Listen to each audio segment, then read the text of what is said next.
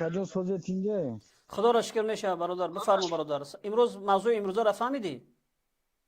البته ما ҳамин шуморо гӯш карда истодам. خب سببی که امروز در تاجیکستان مصیبت و مشکلات و دختردزدی و خلاصه کودک گم شدن اینها مشکلات همه اینها سبب اساسیش کی است؟ Сабаби асосиш кия? بله ҳамин аниқша бугума, بگو аниқша. چه؟ بله шумо бародари аҳли ислом, бародари мусулмон, ҳамин хелем? ما О, خب мусулмоне не охи ҳамотон. کیا؟ ҳамин шумо охи шумо қати ман суҳбат кардасе, ҳамин шумо мусулмон ҳастем охи. بله الحمدلله برادر من مسلمان هستم دیگه چی بگم دیگه؟ агане зуд гӯш кун ака. یا шумо аз тоҷикистон, шумо аз тоҷикистон медонед ки дар тоҷикистон ҳам хеле проблемаҳо шудааст. ҳамин духтардазӣ шудааст, духтаргум шуда шудааст, духтаро киштааст ям гуфтааст. خب اینجا همه یگان کس گناهگار نیست که اینجا همه دختری یک دقیقه. خدمت گناه یک دقیقه همین دختر اگر خواهرت میبده همون دختری که خواهرت میبده ما هم پدرنالد میشی؟ کنشنا گوش کن من وقتی که پدر و مادر فرزند تربیت کی نکرد همه دختر به همون راه میروه. عیب پدر و مادر است. فهمیدی که اگر خوش برادر که ببین یک دقیقه برادر که در واتساپ تماس گرفتگی هستین صدای را شنویدی؟ بله من میخوام جواب گردونم. خب مرحمت. برادر گوش کن، او خواهری که گم شد یک تعیین برادر خواهرایی که ما که میروند در دانشگاه در آموزشگاه تحصیل میکنن آنها را مجبوری به مشروفکا میبرن. یک ماه دراز در تگی افتابی خدار آنها مشروفکا رقص میکنن. برای چی؟ برای که در پیش جناب برآمده رقص کنن. بعد از مشروفکا اون دختر گم میشود. اگر به مشروفکا نرود از امتحانا نمیگذرانند. خب سپندیشا یکم سپندیشا خط میزنن، دوم در امتحانا راه دادن نمیشود، سیوم خارجش میکنن. با این ترس ها اگر نه برای در رقص نکند این سه مصیبت به بالایش میآید. برای که اون مصرف زیاد کرده است مجبور است که برای پرداخت کردن اینها برآمده رقص کند و گم میشود. در اینجا کی گناهگار است؟ اکا ممکنه من گپ زنم؟ اینا سوال گپی را فهمیدی چی گفته؟ البته من فهمیدم. گوش کن اکا. رحمت بر پدر و مادری همون فرزنده که فرزندش خوب تربیت میکنه، فرزندش به اون روی بد نمیروه. خب همون دخترک که ببین همون دخترک که گم شده، همون دخترک که در غیب زد و طرف انا بری غور افتانش دخترا همون را خوب تربیت نکرده. گوش که گپ کنش نه او دخترا چنی مادرت تربیت کردن نمیتونه همون زنک.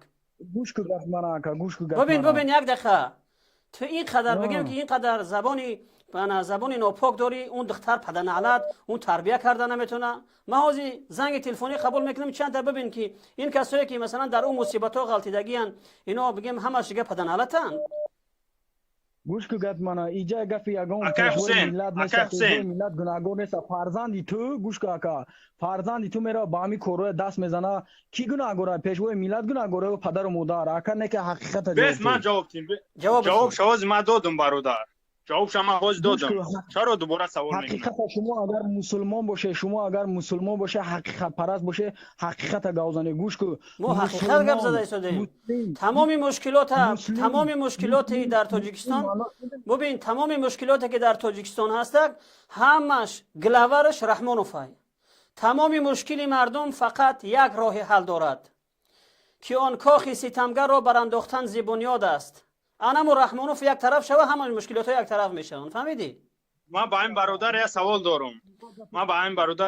دارم. خب یک گپ دوستانیم اکا گوش کن. شما مرا گوش میکنه دستور موانی رحمان پارتو تسته. گوش کن اکا من گپ میزنم گوش کن فقط بعد گپ داشته باشی من گپ زنم. برادر یک دقیقه صبر کن. موانی رحمان تنظیم کرده برای وقتی که مرده ها میمورن 40 سال و 7 سه بگینگی میگذرونن همون خسته تنظیم برآورد که همینو قطع کرده شود. همینو توغریه یا که نوتوغریه گپی اول توغریه یا نوتوغری گپی کی بله برادر بله این توریه بله برادر بله این توریه این توریه چرا ایدی کارتوشکا ایدی کدو ایدی اصل ایدی اوش چرا این تنظیم نمیشه یک دقیقه صبر کنید یک تا گپ زنین یک تا گپ زنین که من بفهمم گپ شما را آواز تو آوازی که در کسی که در ایمو تماس گرفتگی آواز بسیار پست است من نمیدونم آواز تو در ما پست است یا که در که دیگرها پستن خلاص آواز بسیار پست میاد همه پیشوای ملت تعقیب کردن همه حقارت دشنام کردن گناهگار کردن همین شما ثواب میگیری یا گناه میگیری کو همین را جواب شد تو بگو چه خیلی همین ثواب میگیریم یا گناه میگیریم اگر پیشوای ملت کافر باشه شما حق جواب میدی فهمیدی خب شما اگر پیشوای ملت کافر باشه دوپای نه بس یک دقیقه برادر که در واتساپ تماس گرفته هستین بس ولی گپ من تمام نشده گوش کن اگر پیشوای ملت کافر باشه دین اسلام در نباشه شما اگر هوای دشنام کنی شما اگر هوای یگون گپ بزب گپ زنه شما کاری خوب کردگی فهمیده اگر وقتی که پیشوای ملت برای خوبی وطن و ملت برای خوبی صلح برای صلح و ثبات گپ زنه اینجا شما گناهگار گناه عظیم کردگی دلیل تا بگو دلیل بگو این طریق هوایی نگو که شما گناهگار گناه عظیم کردگین دلیل بگو آیت بگو حدیث بگو گوش کن آیت بگو حدیث بگو گوش کن آیت بگو حدیث بگو برای ما بگو آیت حدیث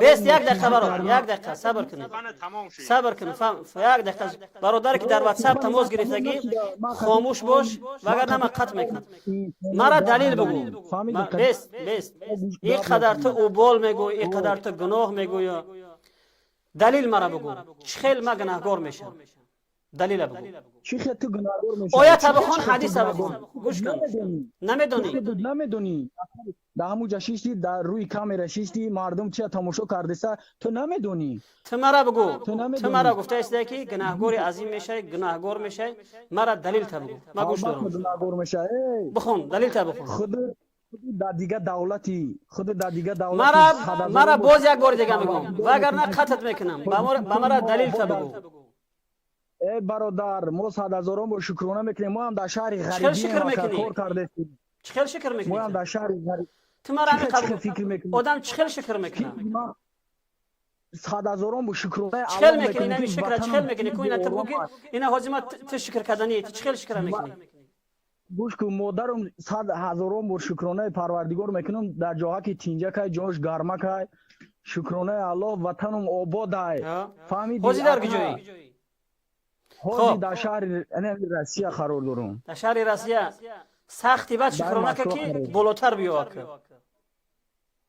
بالاتر بیام هیچ گپ نیست ریسک خداوند در کجایی که داد ما در همونجا میخوریم میگردیم من نمیدونم گوش کن من نمیدونم قطعیت بچی نمود سواد گپ زنم یک آدم که نه در دنیا نه علم دنیوی داری نه علم اخروی داری گوش کن این او بالای او گناه یکی فراموش نکن این کارای شما کردگی در نزد الله جواب خواهی داد در نزد الله جواب خواهی داد انا این بچه‌ای که در واتساپ بازی قطعی گپ زده بود والله قسم میخورم اکا در او دنیا ما قطعی همی آدم رو پرو میشم بس از قطعی کس رو پرو میکنم بس گیربونی هر دی شما ما میقفم اکا برادر که در واتساپ تماس گرفته هستی فعلا خداحافظ ما یک زنگ دیگر قبول کنم نه گپ زنی قطعی منو چی گپ دوست برا ما قد کردم گوش کن مرا دلیل بگو که چخیل ما گناهگار میشه چخیل تو گناهگار میشی گوش کن مثال اکنون صحبت بسیار طولانی میرود صحبت بسیار طولانی نرود قطعی خودت اینجا دیگر برادرها بسیار بگیم همش میخوان که خودت جواب بگن خودت راستی نه سواد دنیوی داری نه سواد اخروی داری گفتی که رحمانوف اگر کاری گنده کنه شما اگر که نسبت رحمانوف گپ زنین کاری خوب میکنین رحمانوف سطر معنی کرده کاری خوب کرد فتنه انگیزی تو مرا جواب بتین رحمانوف گفت که کسانی که سطر بسر میکنن اونها بی عقل هستند خدا میگه که بس دلیل بیار من دا هازی دلیل بیار اکا من دا پرموی فیرچیا نگاه کردستم اکا تماشا کردستم تو دلیل بیار که امام علی رحمان گفت باشه که سطر سرت کشه همو خاک زنای این همو آدم خاک زنای همو آدم نه در سری وظیفه خوجزور تاش بلاغ میآیند نه من این وای میکنم که اکا انا همونو میبروین گاب میزنن انا همونو پس میزنن دنیا دوست اکا من نامم دلباز اکا فهمیدی دلباز با دلت بازی میکنی با دلم بازی میکنم گوش کن اکا نامی من دلباز 100,000 شکرانه الله میکنم 100,000 شکرانه پروردگار میکنم وطنم تینجی آرام اکا رنگ دیگه دولتو مثلا من نمیدونم بخدا من حیرانم که قطیت چه خیلی گپ زنه تو یک آدمی که روز اگر وقت قطیت بگذرونم اینجا مردم میگن که همو پروس وقت قطیت همو گذرونم نه سواد دنیوی داری رحمانوف حجاب گوش کن رحمانوف امروز با کمانده همو با فرمان همو مسجد دراشون بسته نشید الحمدلله هوشی دستای دلیل دارم اکا بخدا من نمیدونم قطعی شما آز یک دقیقه برای چی که من حقیقت پرستم تو قطعی من گپ زده نمیتونی اکا کی حقیقت پرسته من حقیقت پرستم شما قطعی من گپ زده نمیتونی شما گفتگو اولین بدین کی تو برای خاطر ما گناهگار میشدم تو حقیقت پرست نیستی تو یا خرسواری یا خطبه را گوش که با من رحمتی پدر من اولین بود فهمیدی اکای خیلی گپ نزن رحمتی پدر چی نام داشت رحمتی پدر من و نوش سیکرت یا خدا نگه دارد راستی قطعی خودت اصلا صحبت کردن هیچ معنا نداره نه که ما قطعی صحبت میکنم بخدا دیگر مردم هم عصبی میشوند خب خیلی نبی یک زنگ تلفنی قبول میکنم اینا گوش کن عصبی شوند سلام علیکم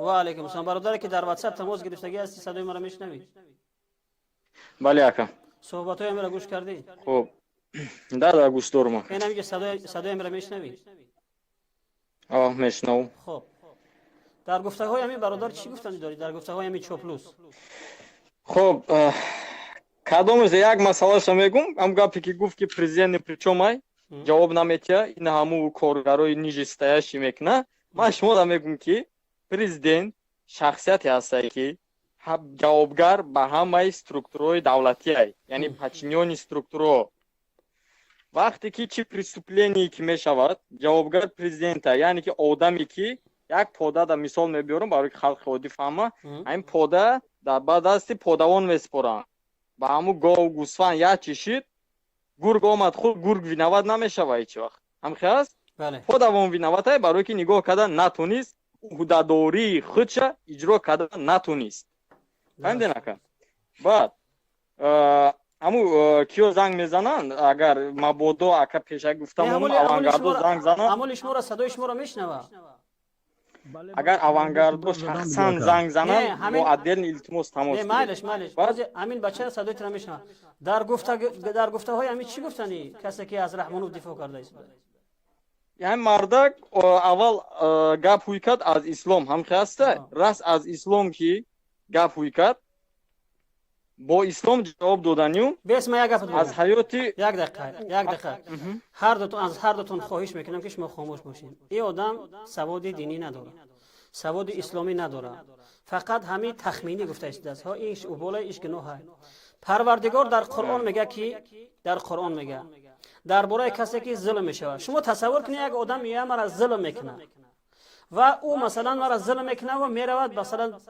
از او جمع منطقه میرم بعد میام پیش یک چند نفر رفیقم بعد میگم که درباره همو ای آدم خوب نیست خلاصه مرا در حق من ظلم کرده و در پشت اون یعنی گپ زدن پروردگار چی میگه میگه که لا يحب الله الجهر بالسوء من القول الا من ظلم پروردگار در پشت کسی سخن گفتنی بد هیچگاه دوست نمیداره یعنی این چه شایسته و پسندیده پروردگار نیست فقط در یک حالت پروردگار برای تو اجازت میده در حالتی که تو مظلوم قرار بگیری لا يحب الله الجهر بالسوء من القول الا من ظلم پروردگار دوست نمیداره و پسند پروردگار نیست وقتی که انسان در پشت کسی گپ میزنه، مگر در حالتی که انسان مظلوم قرار بگیره. شما تصور کنید که ما یک خدای داریم که عادل است، به اندازه عدل میکنه، که یعنی که او را بگیم ما حتی انسان ها اندازه کردن نمیتونیم. یک خدای عادل است، نامش عدل است.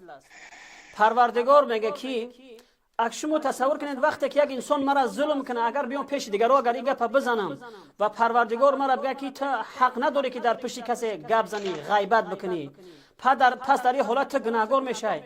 کو همون عدالت پروردگاره که در حالتی که من مظلوم قرار گرفتگی هستم، من باید درباره اون انسان گپ زنم که اون انسان وطنی مرا فروختگی، اون انسان حقوق مردم پایمال کردگی است.